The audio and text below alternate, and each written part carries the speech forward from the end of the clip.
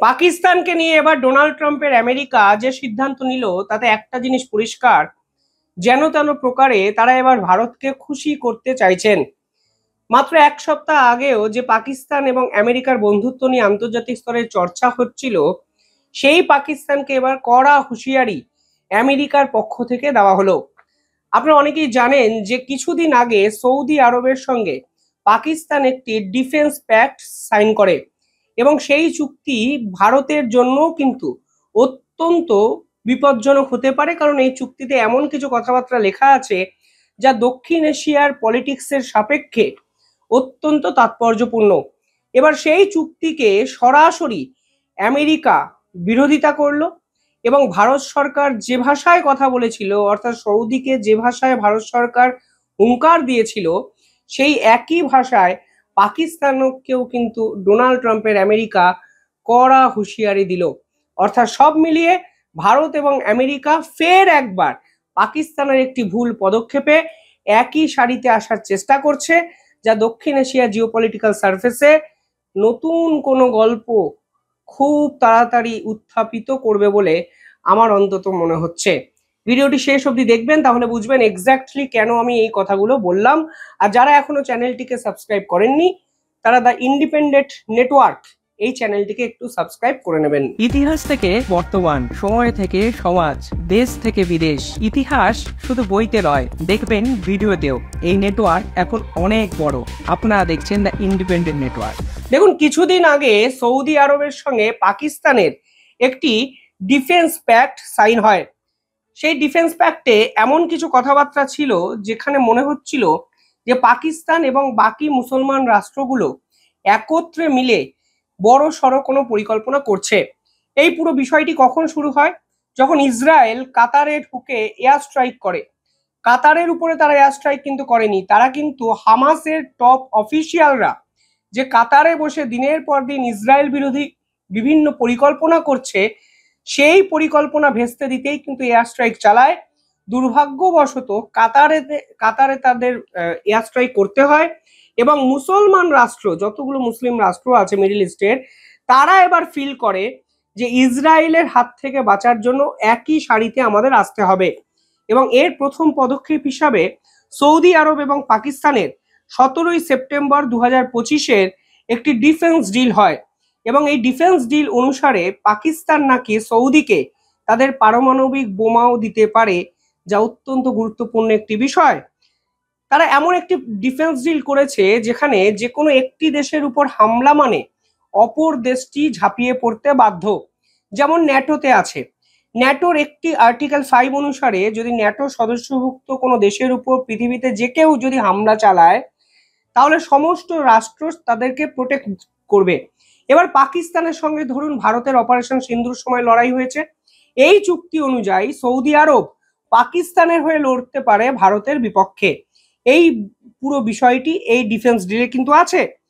পাশাপাশি এখানে পাকিস্তানের পক্ষ থেকে বিবৃতি দেওয়া হয়েছে যে সৌদিকে তারা নাকি তাদের পারমাণবিক বোমাও দিতে পারে, অর্থাৎ পারমাণবিক অস্ত্রও কিন্তু দিতে পারে।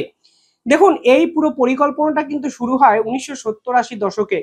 1970-80 দশকে যখন পাকিস্তান পারমাণবিক প্রোগ্রাম চালাচ্ছিল, তখন কিন্তু মনে করা হয় সৌদি কিন্তু সেই পারমাণবিক প্রোগ্রামটিকে ফিনান্স করে, অর্থাৎ অর্থ দিয়ে সাহায্য করে, যা আজকে পাকিস্তানের পক্ষ থেকে প্রকাশ করা হয়।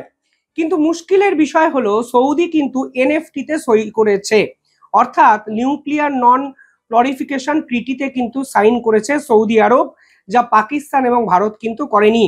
এই এনএফটির আর্টিকেল অনুযায়ী পরিষ্কারভাবে বলা হয়েছে যে কোনো নিউক্লিয়ার স্টেট সৌদিকে এই মুহূর্তে কোনো রকম পারমাণবিক উইপেন টেকনোলজি শেয়ার করতে পারবে না। এ হলো আর্টিকেল 1। আর্টিকেল 2-তে যেখানে লেখা আছে তা হলো কোনোভাবে কোনো নন নিউক্লিয়ার স্টেট অন্য কোনো রাষ্ট্রের থেকে নিউক্লিয়ার বোম নিতে পারবে না। অর্থাৎ সৌদি এনএফটিতে সই করা সত্ত্বেও পাকিস্তানের সঙ্গে এমন একটি চুক্তি করেছে যা একই সঙ্গে ইসরায়েলের জন্য বিপজ্জনক, যে একই সঙ্গে পাকিস্তান এবং ভারতের যুদ্ধ যদি হয় তাহলে ভারতের জন্য বিপজ্জনক, এবং অন্যদিকে আমেরিকার যে জিওপলিটিক্যাল গোল আছে ইসরায়েলকে নিয়ে, তার জন্য কিন্তু বিপজ্জনক। এবার আজকে আমেরিকা কি বলেছে? আজকে আমেরিকা পাকিস্তানকে নিয়ে একটি ফিসকাল ট্রান্সপারেন্সি রিপোর্ট প্রকাশ করেছে। অর্থাৎ হঠাৎ করে পাকিস্তানের বিভিন্ন ক্ষেত্রে যে ফিনান্সিয়াল ট্রানজ্যাকশন হয়, পাকিস্তানের অর্থনীতি, পাকিস্তানের economic stability, economic condition, economic report, এই সমস্ত বিষয় নিয়ে কিন্তু একাধিক জায়গায় কিন্তু একাধিক কমেন্ট পাকিস্তানের পক্ষ থেকে বলা হয়েছে এবং মানে পাকিস্তানকে উদ্দেশ্য করে বলা হয়েছে। এবং আমেরিকা এখন পরিষ্কারভাবে চাইছে যে পাকিস্তান ডিফেন্স বাজেটে ঠিক কত টাকা খরচ করছে, বকলমে নষ্ট করছে, তার পূর্ণাঙ্গ রিপোর্ট যেন প্রকাশ করা হয়। দেখুন, অপারেশন সিন্দুরের সময় ভারত বারবার কিন্তু এই কথা বলেছে যে IMF এর মতো আন্তর্জাতিক সংগঠন থেকে পাকিস্তান লোন নিচ্ছে, কিন্তু সেই লোন কেন তাদের দেওয়া হচ্ছে? দেশের সাধারণ মানুষকে বুভুক্ষুতার আর্তনাদ থেকে বাঁচানোর জন্য দেওয়া হচ্ছে। পাকিস্তানের অর্থনৈতিক অবস্থা অত্যন্ত খারাপ, মুদ্রাস্ফীতি চরমে, দেশ চলছে না, সরকারি কর্মীদের ছাঁটাই করতে বাধ্য হচ্ছে পাকিস্তান সরকার। ঠিক সেখানে IMF থেকে লোন নিয়ে তারা সাধারণ মানুষের ইনফ্রাস্ট্রাকচার ডেভেলপমেন্ট না করে তারা সেই টাকা মিলিটারি বাজেটে খরচা করছে এবং সেই মিলিটারি বাজেটে কত টাকা খরচা হচ্ছে তার পূর্ণাঙ্গ রিপোর্ট এবার আমেরিকা পাকিস্তানের থেকে চাইলো। অর্থাৎ পাকিস্তানকে পাল্টা দেওয়ার কাজ আমেরিকার পক্ষ থেকে কিন্তু করা হলো। পাশাপাশি রাষ্ট্রসংঘেও এমন একটি সিদ্ধান্ত নেওয়া হয়েছে যা পাকিস্তান সরকারের পক্ষে মানা কার্যত অসম্ভব।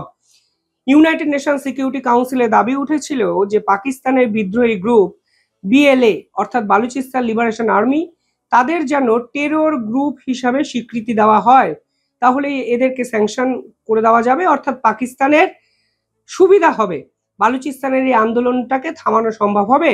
কিন্তু কোনো এক অজানা কারণে রাষ্ট্রসংঘেও আজকে এই সিদ্ধান্তে শিলমোহর দেওয়া হলো না, অর্থাৎ বালুচিস্তান লিবারেশন আর্মিকে এখনো অবধি টেরর গ্রুপের আখ্যা দেওয়া হলো না রাষ্ট্রসংঘতেও। আমেরিকার পক্ষ থেকে যে ফিসকাল ট্রান্সপারেন্সি রিপোর্ট প্রকাশ করা হয়েছে পাকিস্তানকে কেন্দ্র করে, সেখানে বলা হয়েছে যে পাকিস্তান মিলিটারি বাজেটের প্রায় 10 থেকে 12% এখন খরচা করছে, যা দেশের সাধারণ মানুষকে তারা জানাচ্ছে না। অর্থাৎ কোনো ট্রান্সপারেন্সি নেই, অবিলম্বে সেই ট্রান্সপারেন্সি দেখাতে হবে এবং সাধারণ মানুষের থেকে কোনো কিছু লুকানো যাবে না। এই রিপোর্ট প্রকাশ করতে হবে যে কোন খাতে কত টাকা খরচা করছে পাকিস্তান সরকার, পাকিস্তানের সাধারণ মানুষকে জানানোর দায়িত্ব সরকারের।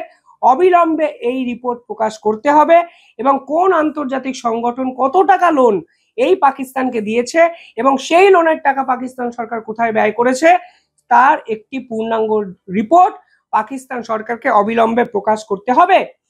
পয়েন্ট নম্বর 3, যেটা অত্যন্ত ইম্পর্টেন্ট, যেখানে বলা হয়েছে এই মুহূর্তে পাকিস্তান এক্স্যাক্টলি কত টাকা লোন বিভিন্ন জায়গা থেকে নিয়েছে তার হিসাব বিশ্বের কোনো দেশের কাছে নেই। কেন নেই? ট্রান্সপারেন্সি কেন নেই? তারা শুধু IMF থেকে লোন নিয়েছে তা নয়, ওয়ার্ল্ড ব্যাংক বিভিন্ন ক্ষেত্রে তাদের সাহায্য করেছে। আরো ইন্টারেস্টিং বিষয় হলো এই রিপোর্টে বলা হয়েছে যে PSU রিলেটেড একাধিক লোন পাকিস্তান সরকার কিন্তু বিভিন্ন জায়গা থেকে নিয়েছে, তার রিপোর্ট গোটা বিশ্বের কাছে প্রকাশ করতে হবে। অর্থাৎ পাকিস্তান সরকারের এবার আসল তথ্য প্রকাশ করার জন্য চাপ ডোনাল্ড ট্রাম্পের পক্ষ থেকে দেওয়া হলো, তা পরিষ্কার হয়ে গেল। অর্থাৎ এই পাকিস্তান বকলমে যে আমেরিকা দ্বারা চালিত ছিল সেটাও কিন্তু প্রকাশ হয়ে গেল। আপনি এখন বুঝতে পারছেন কেন আমি বলছি এই কথাটা, কেন আমেরিকা দ্বারা চালিত হচ্ছে পাকিস্তান। বিভিন্ন সময় অপারেশন সিন্দুরেও দেখুন ডোনাল্ড ট্রাম্প পাকিস্তানকে বাঁচানোর চেষ্টা করেছে বিভিন্ন ক্ষেত্রে। ভারতের এই যে ইকোনমিক রিপোর্ট কোথায় ভারত সরকার কত টাকা খরচ করছে এর তো ট্রান্সপারেন্সি আছে, অডিট হচ্ছে, পার্লামেন্টে পাস হচ্ছে, আমাদের নির্দিষ্ট ডিপার্টমেন্ট ওয়াইজ সেগুলো বিভিন্ন ওয়েবসাইটে প্রকাশ হয়। কিন্তু যদি না হতো তাহলেও কি আমেরিকা বলতে পারতো ভারতকে যে আপনি ভাই প্রকাশটা করুন, কেন আপনি দেশের জনগণের থেকে লুকিয়ে রাখছেন? অর্থাৎ কোন দেশ তাদের অর্থনৈতিক বিভিন্ন রিপোর্ট আন্তর্জাতিক স্তরে বা সাধারণ মানুষের সামনে প্রকাশ করবে সেটা তো তাদের ইন্টারনাল ইস্যু। কিন্তু পাকিস্তান এতটাই বিক্রি হয়ে গেছে, মানে বিকৃত এবং বিকৃত, যে তারা আমেরিকা যেটা বলছে তা শুনতে বাধ্য। এবং আমেরিকার এই চালের পিছনে দুটো জিওপলিটিক্যাল মোটো পরিষ্কারভাবে বোঝা যাচ্ছে যে পাকিস্তানকে প্রেসার করা মানে ডোনাল্ড ট্রাম্প কোথাও গিয়ে ভারতকে বার্তা দিতে চাইছে, ইন্দো প্যাসিফিকে ফের ভারতের সঙ্গে সম্পর্ক বিল্ড আপ করতে চাইছে, ভারতের সঙ্গে ট্রেড এগ্রিমেন্টও হয়ে যাবে নভেম্বরের মধ্যে। সব মিলিয়ে পাকিস্তানের উপর চাপ তৈরি, আসলে ভারতকে বন্ধুত্বের বার্তা, এরকমই মনে করছেন বিশেষজ্ঞরা। আপনারা কিভাবে দেখছেন পুরো বিষয়টি কমেন্টে জানাবেন, আর দেখতে থাকুন দ্য ইন্ডিপেন্ডেন্ট নেটওয়ার্ক। চ্যানেলটিকে ভালো লাগলে একটু সাবস্ক্রাইব করে দেবেন, ভিডিওটি শেয়ার করবেন, লাইক করবেন। ধন্যবাদ।